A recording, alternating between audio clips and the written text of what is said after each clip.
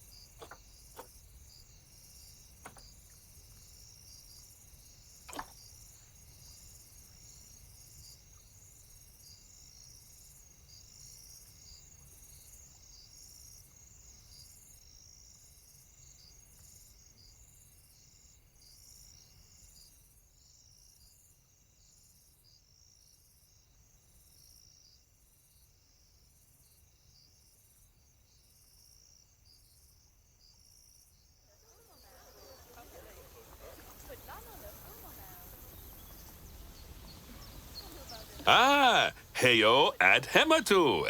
Yeah. Oh, sorry about that. I have a habit of slipping back into the Planko language. It's good to finally meet you in person. I'm Bernard, although I insist you call me Bernie. The only person who calls me Bernard is my wife. And even then, only when I've tracked elephant dung into the carpets. As you know, I own several zoos, but I always like to show people the ropes here at my home.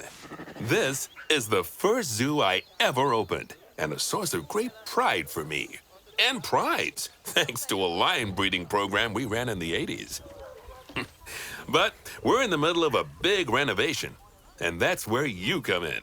Sadly, our old contractor had to retire after developing a fur allergy. Poor devil kept sneezing his dentures into the lion habitat. So, it's up to you to finish everything off. Don't worry, though. I'm not completely throwing you into the deep end. My head keeper, Nancy Jones, will be lending a helping hand. Oh, she's a hard worker, and she'll expect you to be too. But I'm sure you'll get along like a house on fire, or even better, one that isn't on fire. Less shouting that way.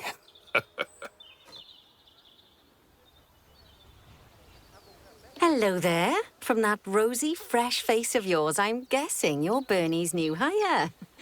Good. Now, I hope you're ready to ditch your diploma because we're about to get really hands-on.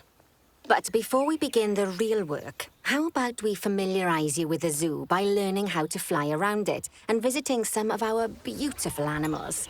We'll start by popping over and having a look-see at the grizzly bears in their habitat.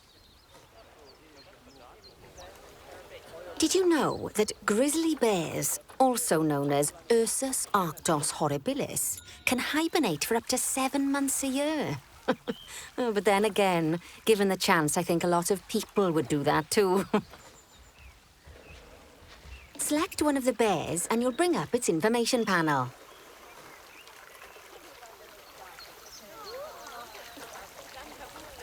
See, now this is a fantastic way to get a close look at your animals. Okay, when you're ready, let's pop over to the other side of the zoo and take a look at the lions. I've marked their location for you to find. Panthera leo leo, or the West African lion to you and me. Lions are the most social of the big cats, and there can be as many as 40 lions in a pride, although prides of that size are pretty rare. As Bernie would say, those lions are awesome, which is precisely why I handle the training instead these days. Anyway, how about we get started on those objectives? Come on, let's head over to an empty habitat and see what needs doing there.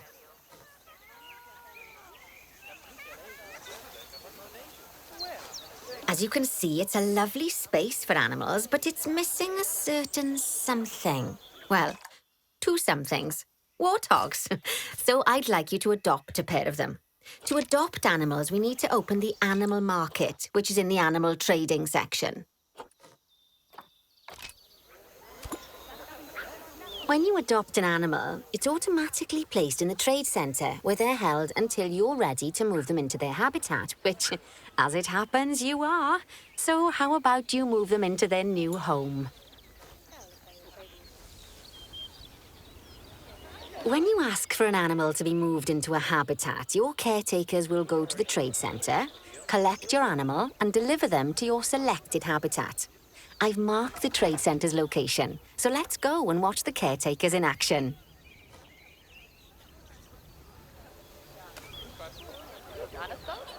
Well, as you can see, those caretakers don't hang about. They'll move those animals to their destination as fast as possible. Of course, normally we'd have to place the animals into quarantine before moving them into a habitat, but I am assured by a person of good standing that these warthogs are in the very rudest of health. Right, let's get the warthog's habitat finished up so we can keep them nice and happy. You see, each animal in the zoo has an overall welfare statistic, basically how happy they are. And that overall welfare statistic is itself comprised of 4 different areas: nutrition, social health, habitat, and enrichment.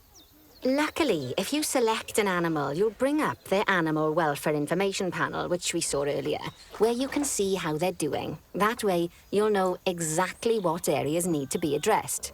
Don't worry if that's a lot to remember. You can always check the Zoopedia for more information. Animals also require stimulation to keep them happy.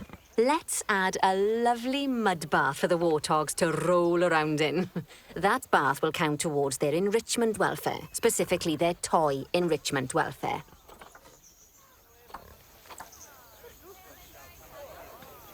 Oh, nice work. You've got a knack for this, I see. Now, our contractor had to leave in a hurry, so this place is in a fair old state. Unfinished thingamajigs and whatsits all over the shop. But the first thing we need to finish is the ostrich habitat. It's over near the hippos.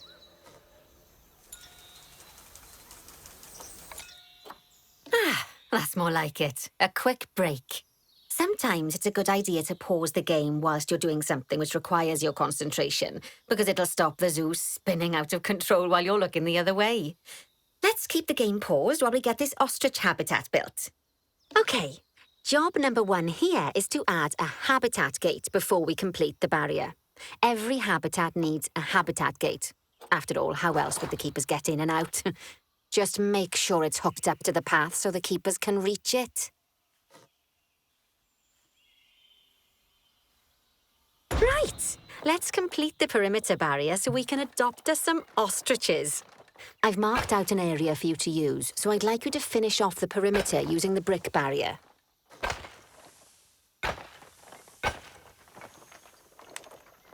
Good work.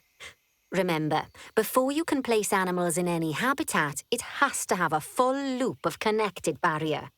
Now, you've probably noticed that guests can't actually see into this habitat at the moment. At least not without a stepladder. But seeing as they're banned, I'd like you to select a piece of barrier and swap out the brick for a glass barrier, so the guests can see in.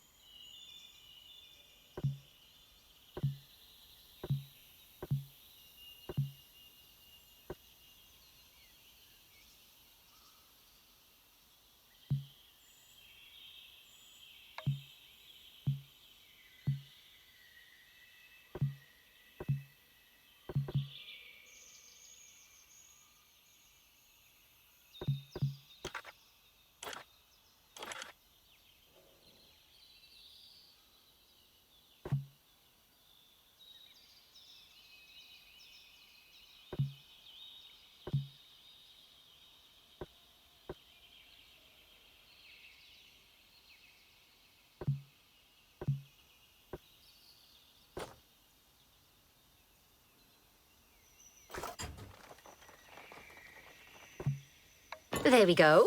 Adding in more windows gives guests even more opportunities to see the animals in a habitat. It's always best to make sure the guests can get a good view into a habitat from the path they're walking on, because it makes them happy, and because this would be a pretty terrible zoo if they couldn't. The last thing we need to do is to add a donation box. You see, when guests enjoy the view of an animal, they'll make a donation. Just make sure you put them in easy-to-reach places, like near a viewing point. Donation boxes are one of the main sources of income for the zoo, so make sure you remember them. Oh, by the way, as well as pausing time, you can also speed it up. It'll run everything at 2 times and 5 times faster. It can be useful, especially if you're waiting for money to accumulate or for animals to be delivered to your habitat. Personally, I use it when I'm waiting for a brew to finish.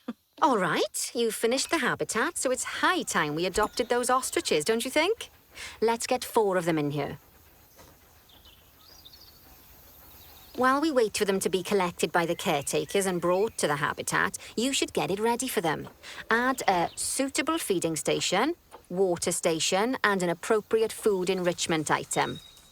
It's often best to place things like enrichments and feeding stations near to the habitat perimeter, so guests can get a really good view of the animals.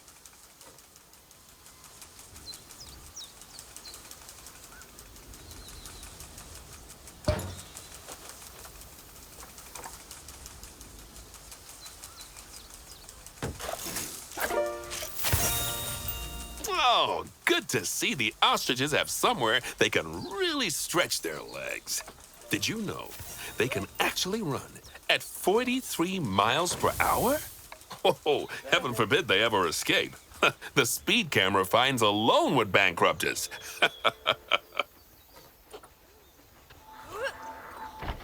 Well, Bernie certainly seems impressed. Did you do his speed camera joke? Every time we get an ostrich. So, now we've made the ostriches' lives a bit better, let's do the same for the keepers, shall we? To make it easier for the keepers to feed the ostriches and hippos, we should build a new keeper hut. Keeper huts are where the keepers prepare the food for animals, so they should be placed near to the habitats to make sure the keepers don't waste their time walking when they should be looking after the animals. You'll need to rotate the keeper hut to get it to connect up to the path.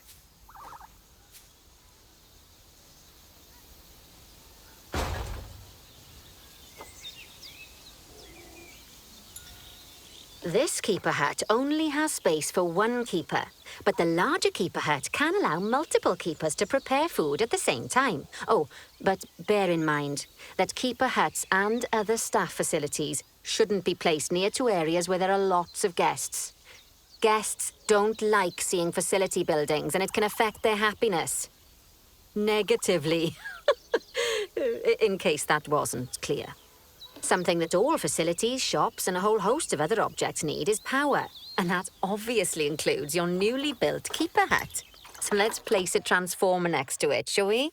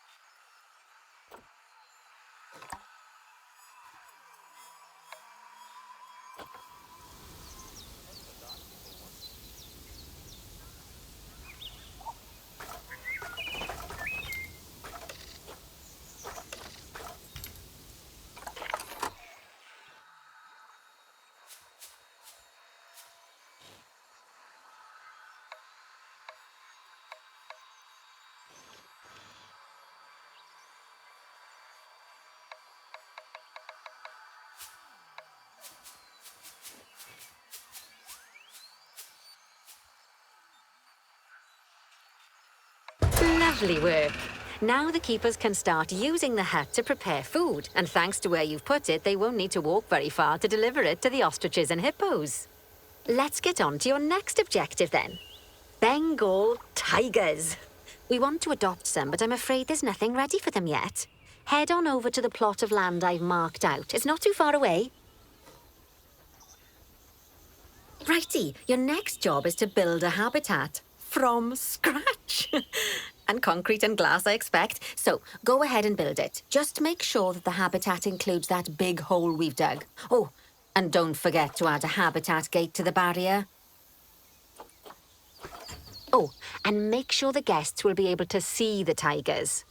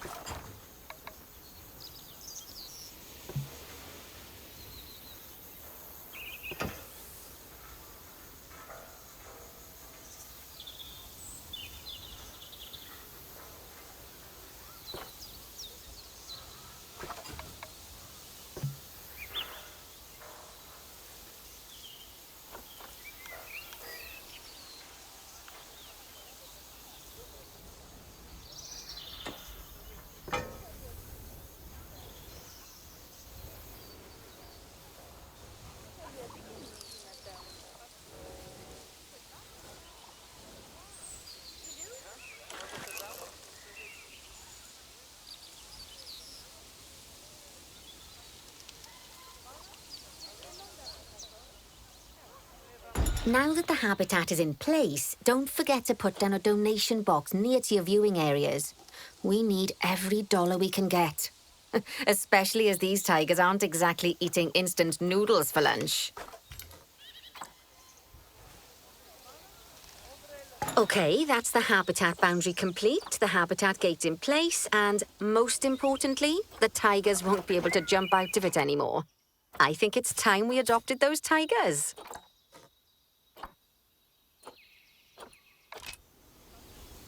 Whilst our trusty caretakers collect and deliver the tigers, let's take a look at preparing the habitat for their arrival. We'll start with the basics. Add a suitable feeding station for them.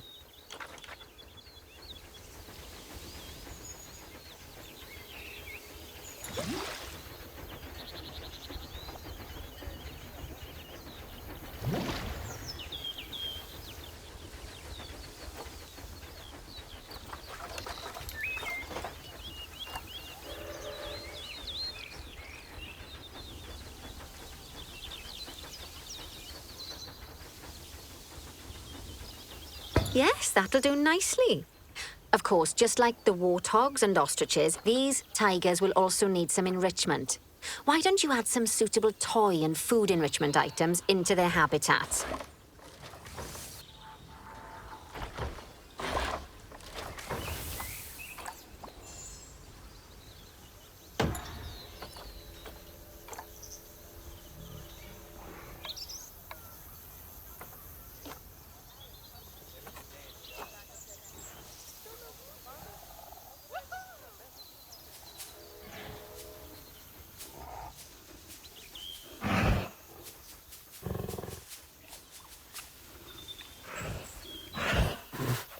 Okay, it's really starting to take shape.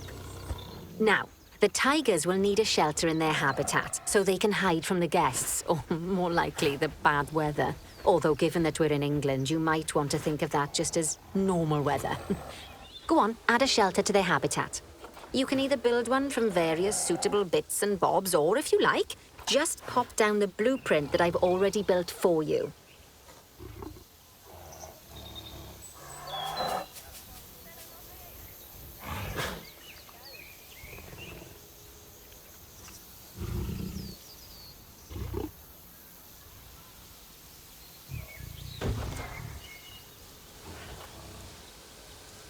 Oh, poor Dabs.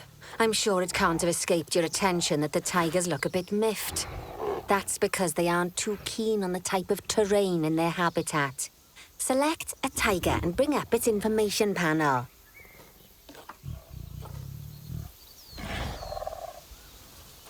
Rightio. Head over to the Terrain tab.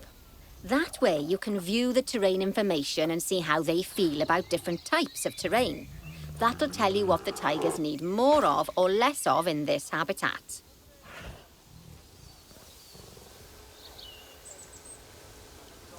Okay then, open the terrain editing tool, select painting, and give them some more soil. Yes, that should help with the habitat part of their welfare.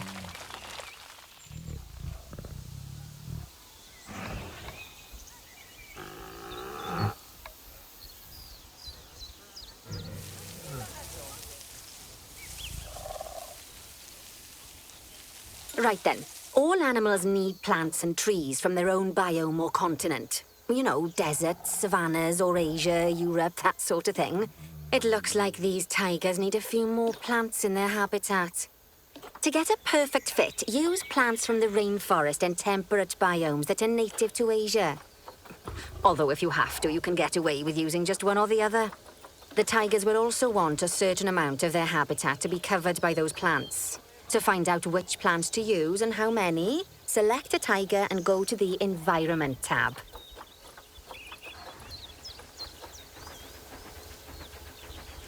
Now, as you can see, some of the plants currently in the habitat aren't quite right for the tiger, like the wattle bushes.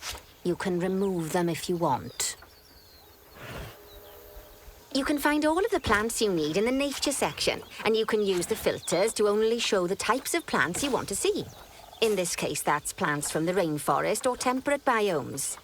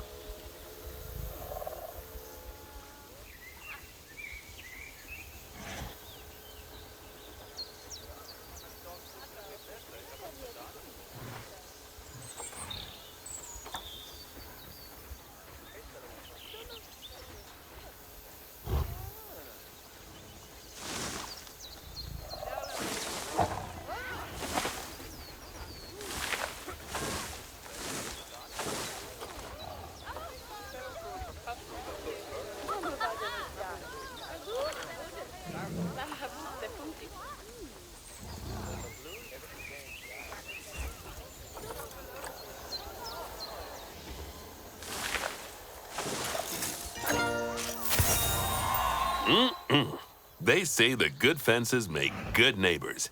I guess that's doubly true when one of the neighbors is a Bengal tiger. Still, those tigers look so happy that I doubt they'd leave, even if you did poke a hole in their fence. Oh, but for heaven's sake, don't test that theory.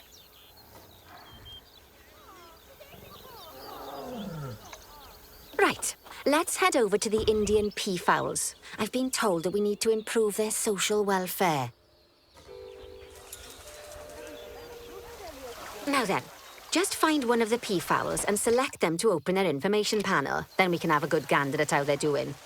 Although technically, I suppose gandering would just be for geese. Expand their social welfare and we can get a bit more detail.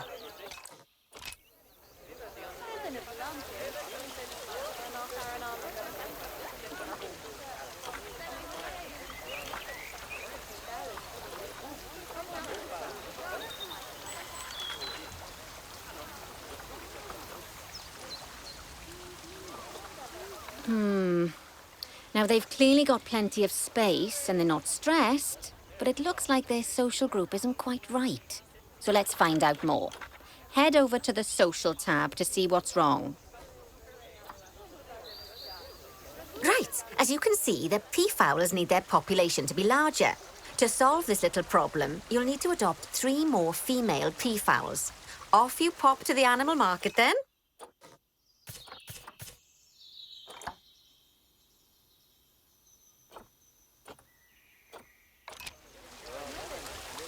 Good work on those peafowls. I expect they'll be delivered soon. But sadly, it sounds like our snow leopard is a bit grumpy. Let's head over there and see what's wrong with her. Just like people, animals can suffer from stress if things aren't quite right. You know, like when you see someone put in the milk before the tea bag. In the case of these snow leopards, they're a bit stressed by their lack of privacy. You can lower their stress levels by swapping out the normal glass barrier by their cave for one-way glass. It's not a cheap option, but I think they're worth the expense, don't you?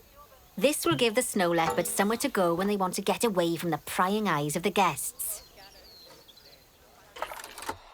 Of course, when an animal isn't in its natural biome, it's probably going to be too hot or too cold. Unsurprisingly for the snow leopards, it's too hot.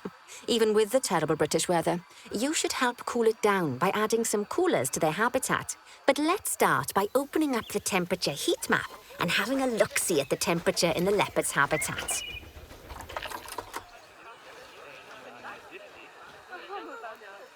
As you can see, we already have one cooler in there. Let's pop some more down and get as much of the habitat as chilly as we can. Luckily for us, this habitat already has power, but you'll need to make sure of that in the future. Just so you know, if any part of a habitat is powered, then the whole habitat will be powered.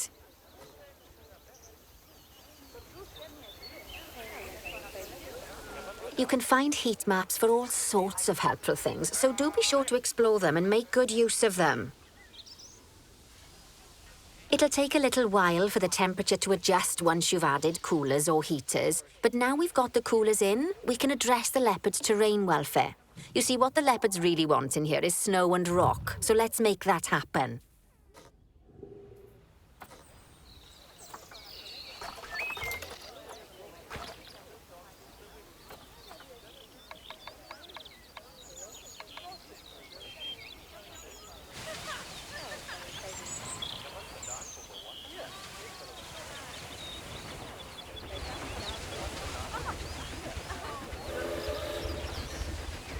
Now then, all of that should give you a pretty good understanding of how to make animals happy.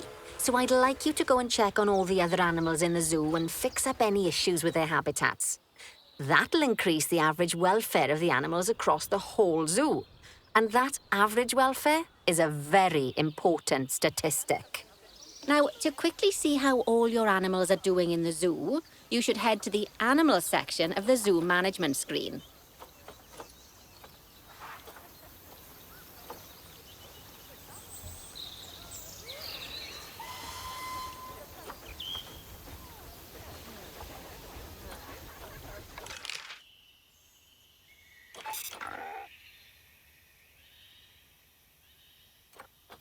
As you can see, this list shows you the animal's overall welfare.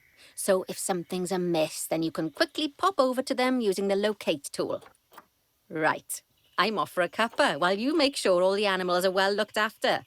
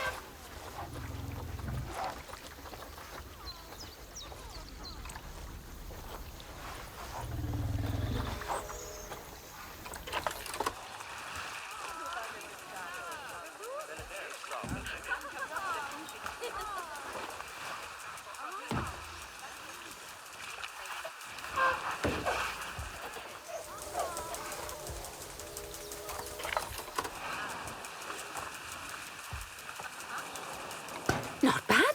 Not bad at all. I think it's fair to say that you've passed the first part of your training with flying colours.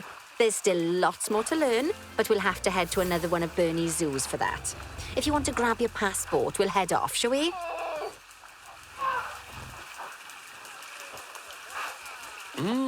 Sounds like you've got the whole zoo purring away nicely. Well, purring, grunting, screaming, booming. All the appropriate noises. I guess I was right to hire you, huh? Don't tell her I told you, but Nancy wasn't sure you'd even last the morning. So we're happy this is working out. And Nancy owes me a Foxy coffee. As strange as it seems, considering we just met, when I look at you, I feel like you're the child I never had. After the one I did have, obviously. But you see, zookeeping's not for my daughter. Don't get me wrong. Emma absolutely loves animals, but she set her sights somewhat higher. Wants to save the entire planet. I'll just settle for saving a couple of species. And maybe having a type of frog named after me.